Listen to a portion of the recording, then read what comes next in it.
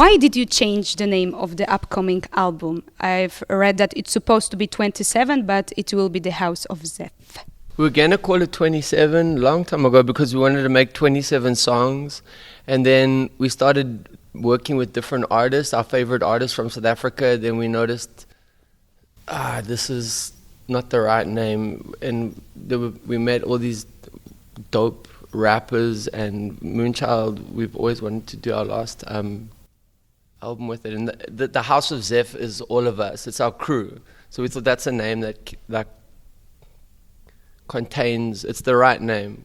In this short movie that I watch, we can see a really impressive home studio. Do you record all your songs in this studio? Yeah, we have studios like that, like Ross make sketches, and then sometimes we have fancy studios also, you know. But the fancy studios are always quite boring. And when we started recording, like Slag Easter, he records in the ghetto and he has a ghetto sound. And when we started recording, we record in High-Tech's bedroom. And then we went to fancy studios, it always feels too much pressure, so we make it more like ghetto studios. It's more, it helps you relax. Like when you wear your pajamas, you feel more relaxed. You traveled a lot, and in this movie, you said that you gave a lot of concerts in a lot of countries. And when did you realize that it's a good moment to come back to home and record the final album, the album only with your people from the Republic South of Africa? We were staying in South Africa for a long time. Even when we got famous, we kept staying in South Africa because we didn't know where else to go. But then we went to move to Los Angeles because it feels like let's move to LA. It sounds cool and everything because a lot of famous people moved there.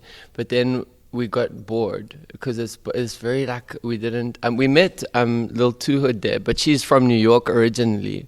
But she was also just checking out LA, and so thank God we found her there because we're making a lot of music on the album with her. But LA was just everything's too nice and perfect, and everything's okay from where we were staying. And we like South Africa's more fucked, and every time we come home, we feel more a connection to things being broken. We get inspiration from things like that. Is it true that it will be the last album? Die Antwoord, we always want to make 5 albums. So this is our final album, but there's so much songs in it. It will probably be a double album. But on the album, we're featuring all our favorite South African musicians, Moonchild, G-Boy, Lil Two Hood, Slag Easter, and there's a lot of other guys we're working with in South Africa. So we all feature on the final Antwoord album. And then after that album, Die Antwoord doesn't make any more albums. But all the artists on that album make solo. Yolandi wants to do a solo.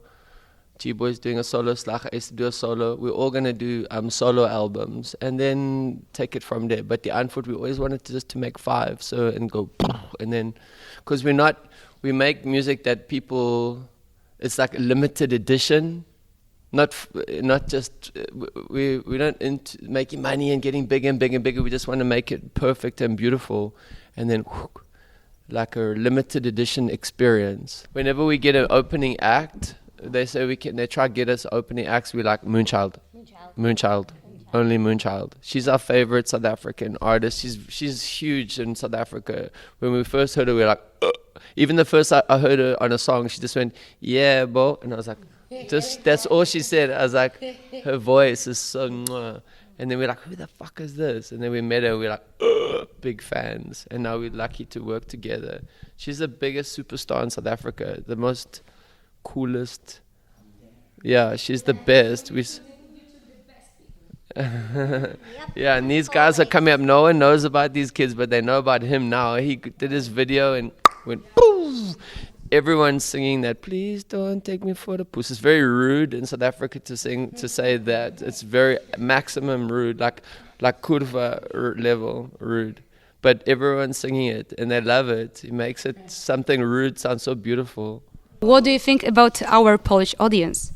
I think the 3 most mental is Poland, Mexico, and Russia. But Russia's from the vodka. But Poland has good vodka also. They say the best. Yeah. But they jump. the last time we played here was fucking crazy. I love Poland. I've got a video on my phone of the Polish audience. They jump off the maddest. They're our favorite. Before, a long time ago, when we started making music, like in the olden days, well, me, because I've been making music for long, but South African bands, they say South African bands were always like, shit. You say, people were like, oh, the American band is the best, and, you know, maybe, but South Africa was always like Diet Coke, like the crap music. And then with Die Antwoord, we decided we're like, fuck that, we want to make music that's the best. Well, I like some American music, but Americans, they're very confident, and the culture is confident, so they know how to put themselves into the music, and they give everything. And just present with power, but their personality is like this. So we were influenced by the presentation, but we don't want to put anything American into our music, because a lot of times people try sound American to be popular. Even now in South Africa, a lot of the big artists, they're like, yo, what's up, hey, and they're doing trap and with American accent in South Africa now, but they never leave South Africa. They just only play there. That's why we've found each other, because they say proudly South African, but we are proud to be African, not to try and sound like anything else. So it's important that we make South African music high level, top level, the highest level, but sound like we're from Africa. And there's lots of different cultures. South Africa's Muncha's Xhosa. There's 11 different languages, and so that in one country, so there's lots of different flavors, you know. And inside those languages, there's slang. There's Sabela, which is gangster thing, Tsotsital. It's really, really so there's a lot. It's like a gold mine of flavor, but we like to present it with power, not try and be American or sound something different. I think that's why we've traveled around the world. People like it because it sounds different. We just started working on a feature film, but I can't tell you anything about it because it's top secret.